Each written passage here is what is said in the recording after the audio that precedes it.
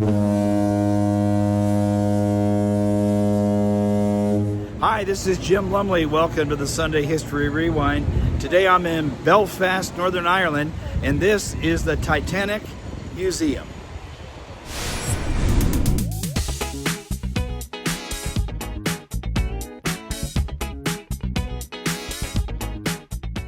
Belfast, known for old Irish pubs, historic churches, and of course the city that built the legendary ocean liner, the RMS Titanic. Belfast is proud of their maritime heritage. Here you can find Titanic boat tours, gift shops, the Porthole coffee shop that serves ice cream, a restaurant that serves food from 1912, even a Titanic hotel. Guys, if you've got tickets, come on ahead. James, what for Mr. Ismay's passenger? Gentry always don't appear to have time on their hands. We'll have none of that talk here. Sorry, Mr. Harrison, I'm a fair one out. What's so special about Mr. Ismay's ships, then? The museum, which opened in 2012, is impressive, containing 9 interactive galleries covering more than 12,000 square meters of floor space, 8 stories high, at a cost of 100 million British pounds sterling.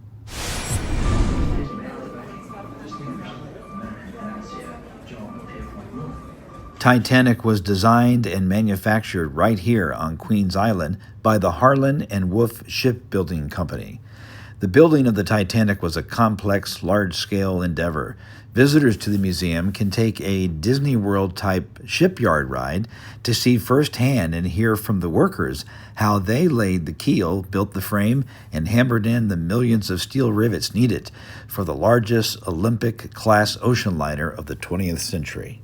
Welcome to the top of the Arrow Gantry. Just around the corner we have our shipyard ride. The shipyard ride is a 5-minute long cable car which goes around what the shipyard would have been like during Titanic's construction. I was in the engine works for a while. Very well equipped it was. That's where we built the triple expansion engines. 2 of them, each as high as a 3-story house. I worked in the frame bending shop. You had heat steel beams in the furnace, then hook them onto slabs of cast iron and hammer them curved. It was skilled work. I worked as a heater boy. You had to heat the rivets on a wee plate. You pump the bellows till the rivet was white hot. Then you get a hold of it with your tongs and throw it up to the catcher. And the constant hammering against the shell plate. You could hear it all over Belfast. Some of those boys ended up stone deaf. 100,000 people watched the lodge. Some paid a bob to sit in the reserved seating. There were extra trams laid on.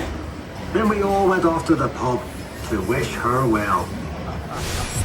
April 5th, Titanic was dressed in her signal flags and pennants as a Good Friday tribute to the people of Southampton who had welcomed her.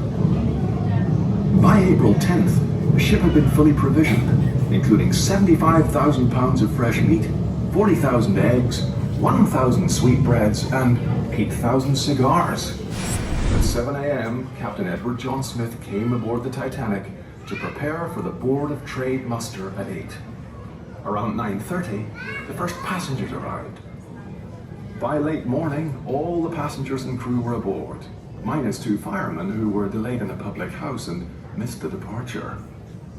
At noon on April 10th, bang on time and fully expecting to be in New York within a few days, the Titanic sounded her whistle and cast off her lines.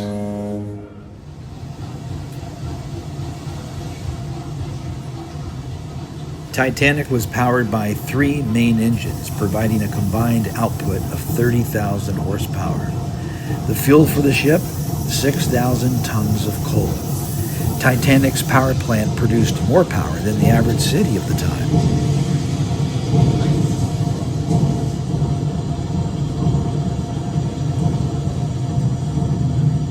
The Titanic came with 3 passenger classes separated by floors. Third class was basic, but still superior to other ships. However, the dining room was divided, one section for single women and families, the other for single men. Second class included 2 pianos, a dining salon, promenade deck, smoke room, and library. The first class was luxurious and included a plush dining room, sports, exercise, and leisure facilities, a cigar lounge, and 3 grand Steinway pianos.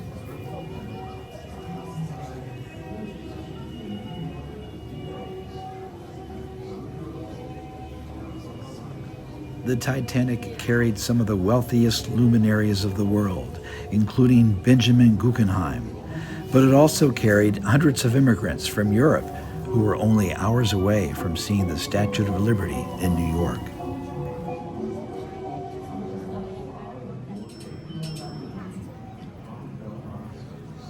The maiden voyage was uneventful until late evening, April 14th. Despite being warned of a treacherous iceberg field, Captain Smith, on that moonless night, ordered his ship to proceed at full speed.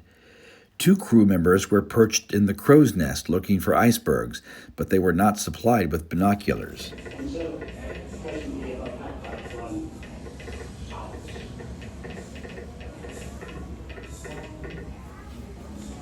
Bumping along the rail, and as it bumped, it sliced off bits of ice. Ice fell all over the deck.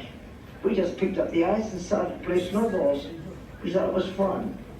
We asked the officers if there was any danger. They said, no, nothing at all, nothing at all. Nothing at all, just a mere nothing. We just hit an iceberg. After Titanic struck the iceberg, the crew fired rocket signals into the night sky and transmitted on the wireless radio asking for help. About a dozen ships were also crossing the North Atlantic that evening, including the Californian, only 19 nautical miles away. However, the radio operator on the Californian retired to bed and never heard the distressed call. The crew of the Titanic never conducted a lifeboat drill prior to departure from England, leaving the passengers unprepared for an emergency. The ship was certified with only 20 lifeboats, which could hold only half of the 2,200 passengers. On the night of the disaster, Titanic's lifeboats were only half filled. Captain Edward J. Smith, Thomas Andrews Jr., Chief Naval Architect of the Titanic, and billionaire John Jacob Astor all went down with the ship. However, the CEO of White Star Lines, J. Bruce Ismay, in one of the most cowardly acts of the century, managed to sneak into one of the lifeboats, saving his own life. It was Ismay who pressured Captain Smith to cross the Atlantic at full speed despite warnings of icebergs.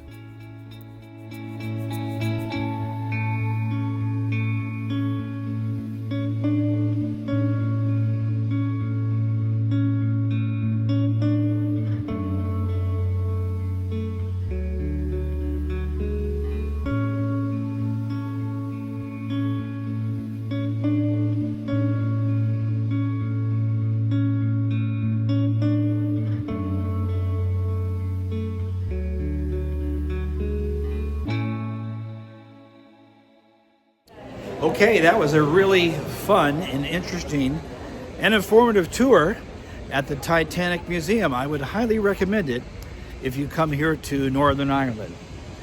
This is Jim Lumley for the Sunday History Rewind in Belfast.